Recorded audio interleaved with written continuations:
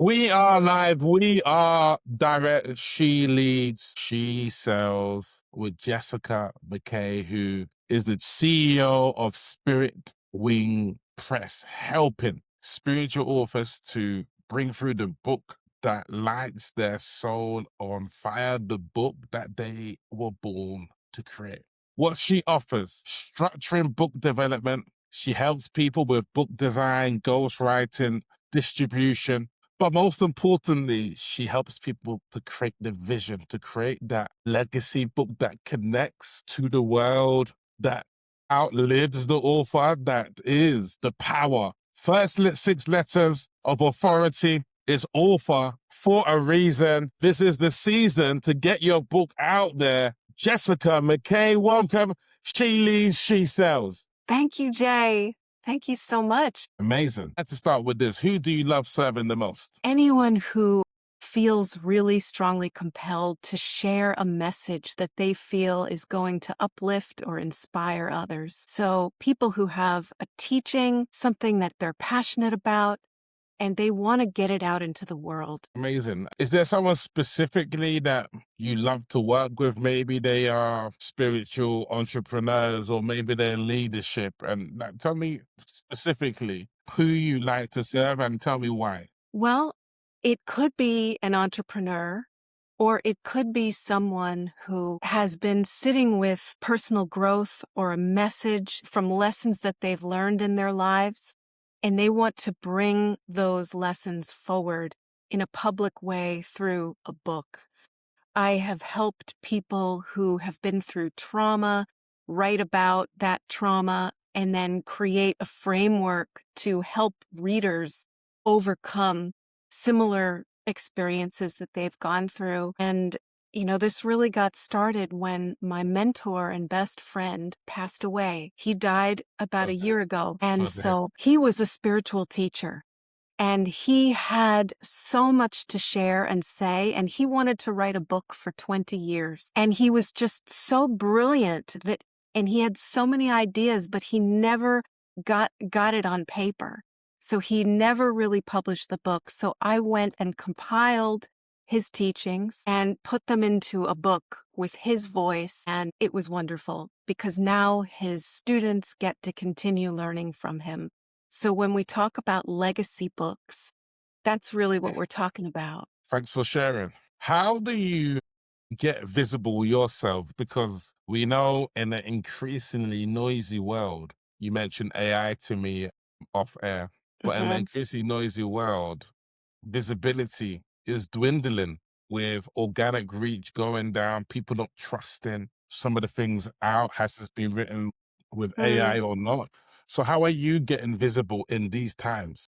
Yeah, that's a great question. So first, in order to be visible, you really have to get over imposter syndrome. So you need to do the work inside to know that it's okay to be visible before you can actually make the moves. That's what I've found. And right now I am on Substack, so I'm growing an audience over there. That's really a great platform for writers. And I'm practicing. Every day is a practice. I'm practicing being visible. It's not easy for me. It's never been that easy for me to be visible, especially as a writer. I like to be behind the scenes. I don't like to show up and speak on stages, and I never have. So I do use social media. I was a lot more visible a few years ago when I had a business as a copywriter. I was telling people about my service every day and showing up and writing posts. And there's an impact on your nervous system when you do that.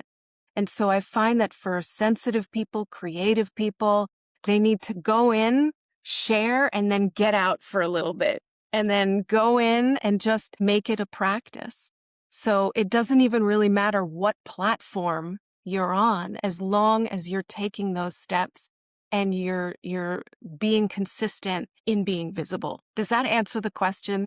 It does very well. And what do you do speaking gigs and things that No, you should because I think you're a great speaker. thank you. So you definitely should.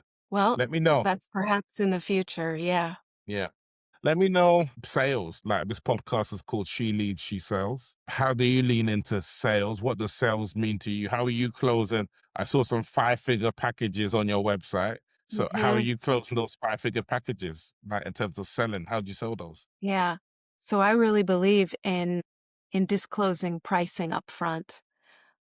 You can sell in all kinds of ways, and I've noticed that high ticket sellers typically don't disclose their prices. They get people on sales calls and they drill down into someone's pain, and then they tell them, "Okay, I can help you solve your problem. Here's the price." And they really lean on some of those tactics to enroll somebody. I don't do that. I would like to let the value of the service speak for itself. And I know that the right people will be drawn to what those are. So specifically my packages, it's all about publishing. And I know that when you've never published before, the publishing world can seem overwhelming. So I'm trusting the reader, the person who visits that site to go, okay, I see the value here. This is something that will help me get this message out to the world that I've been so wanted to write. So yeah, it's a I know. process and it's people trusting you. And so your visibility is part of that. Yeah. And what does sales mean to you? Well, it can mean a number of different things. For me, it's selling is helping someone realize that they can actually do something. So it might be selling them on the idea that they have something worthy to say, or Mhm. selling them on the idea that they deserve to have their words in a book and that, what they have to say is important. I used to have 20 months. I used to do all that stuff as a copywriter, as like a badass entrepreneur. I used to do all that and it was great. And it was also extremely stressful. And I had to take a step way back from that. So these days I'm not focusing on, oh, I'm going to have a 20K month or 30K month.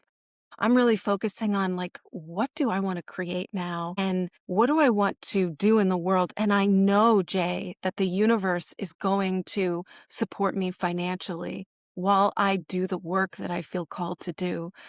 So I used to worry. I used to be like, oh my God, how am I gonna pay the expenses this month? I gotta sell this. I gotta sell that. I gotta come up with packages. And when I really stopped leading with that fear and started just trusting, I found that money came to me in all kinds of miraculous ways. So I Amazing. like to empower other people to think that way. So you're a money mindset coach as well. I guess you could say that.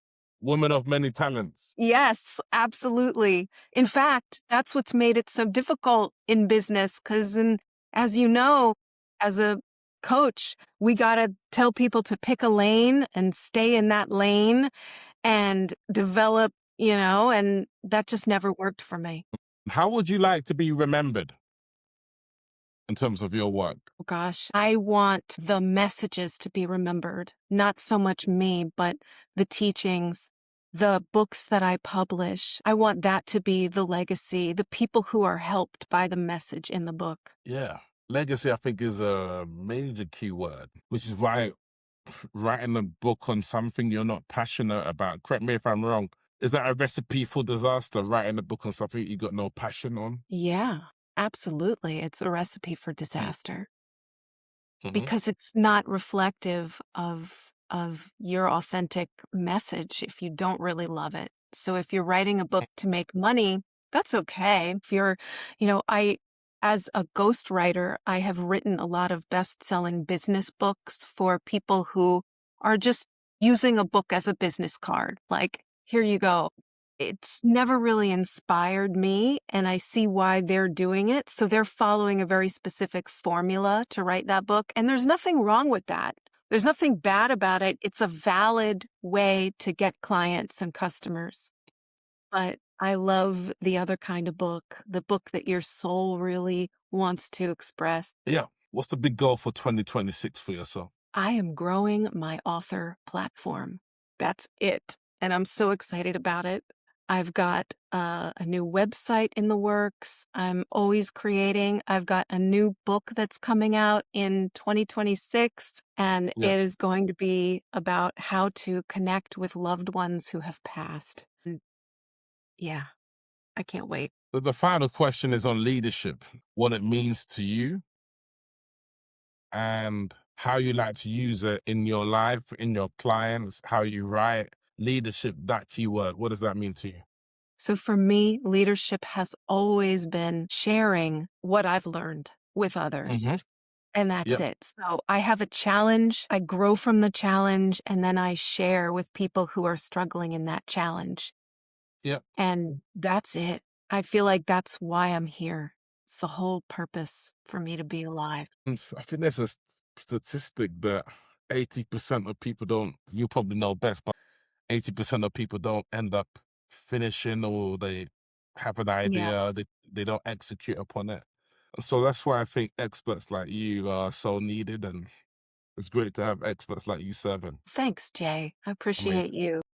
Yeah. Let them know how they can get in contact with you and who you're looking for. Well, they can check out my website, spiritwingpress.com. That's if you've got a book in you that you've always wanted to write. And you can follow me on Substack, so I can send you that link. Amazing. Thank you so much for joining us today. You have a Thank you so beautiful much. energy.